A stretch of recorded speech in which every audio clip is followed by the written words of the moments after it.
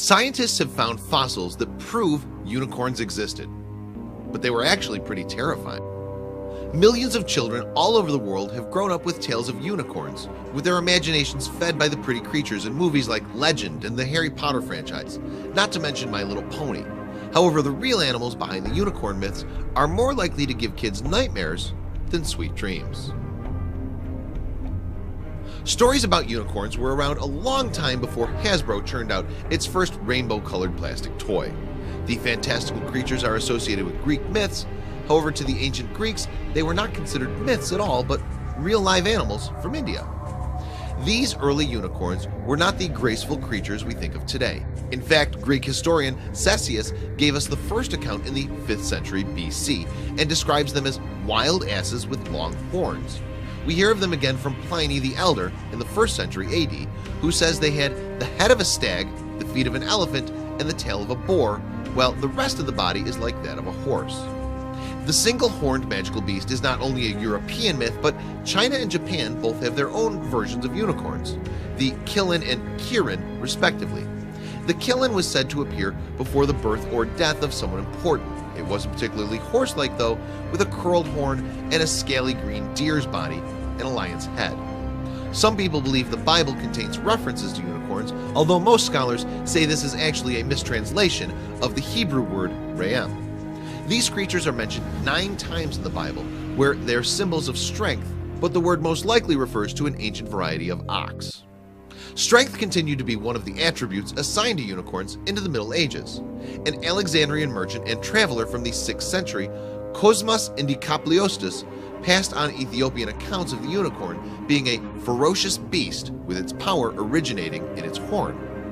Saint Isidore of Seville, who lived in the 7th century, also described the unicorn as a strong animal able to kill elephants by stabbing them in the stomach. During this time, unicorns weren't all mystical horses yet, sometimes still being described as more like asses or goats. In medieval times, many also thought that unicorn horns were composed of a substance called alicorn. They were believed to have magical properties capable of neutralizing poison and curing mental and physical disease. One group to profit especially from this belief were the Vikings, who ran a thriving trade in narwhal horns from the Arctic Ocean, which they sold as unicorn horns. Other real animals that may have inspired the unicorn myth are the oryx, eland, and oryx, and perhaps 2-horned animals that lost a horn through a mutation or a fight. Another possibility is the Indian rhinoceros, and as we'll see, something like a rhinoceros might actually be the origin of the unicorn myth.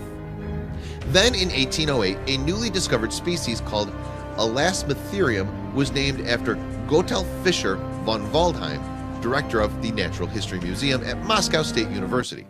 Previously, the Elasmotherium had only been identified by fossils and was believed to have been extinct for 350,000 years. Brandt suspected the Siberian Elasmotherium of being the basis of a Tatar myth about a unicorn with a gigantic horn. However, since the Elasmotherium was thought to have disappeared about 350,000 years ago, no humans would have been around to see them. Then in March of last year, the skull of an Elasmotherium was unearthed in Kazakhstan, putting the date of extinction much later, only 29,000 years ago. Now there was at least a chance that Elasmotherium would have been around long enough to be seen by humans and inspire the unicorn legend. Unfortunately, for those who like to think of unicorns as the graceful white-haired horses that feature on posters, usually with a rainbow in the background, the Elasmotherium was not quite so dainty. Rather than being an ethereal pony, it was closer to being a terrifying monster rhinoceros. The Siberian Elasmotherium would have been an intimidating sight, standing around 6 or 7 feet tall and 15 feet long, most likely covered in fur like a mammoth. These mighty animals weighed 4.5 tons. No definite size has yet been given for the horn, but it may have been up to 6 inches long. As its name suggests, the Siberian Elasmotherium roamed western Siberia. They were also to be found in southwestern Russia and further south into Eastern Europe. Despite its fearsome appearance, it was a herbivore, like the modern rhinoceros, grazing over large areas. Most likely, the south of western Siberia was a refugium where this rhino preserved the longest in comparison with the rest of its range, paleontologist Andy Svansky told Phys.org. There's another possibility that it could migrate and dwell for a while in the more southern areas. Although it's possible that modern humans encountered the Elasmotherium, it's not entirely certain that they did. Some, like cryptocologist Willie Ley, suspect that stories about the species have survived from the prehistoric era, but some accounts, like that of 10th century traveler Ibn Fadlan, seem to describe the giant rhinoceros too accurately to be merely retelling a myth.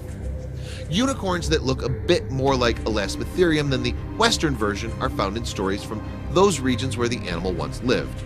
An old Turkic book contains a description of the Chinese unicorn, Qilin, as a quadrupled with the body of a deer, the tail of a cow, the head of a sheep, the limbs of a horse, the hooves of a cow, and a big horn. So when did unicorns really die out? Nobody knows yet, as new evidence is still being discovered. One theory based on a fossilized Siberian Elasmotherium skull is that they died from a meteor impact. Alternatively, they may have been victims of environmental change. Researchers are still working on an answer. 19th century scientists speculated that the Elasmotherium must have had a single horn. The whole analogy with the rhinoceros points with the greatest certainty to the previous existence of a horn, wrote Russian zoologist Alexander Brandt, which, to judge from the size of the blood vessels once encircling the base, must have possessed enormous dimensions.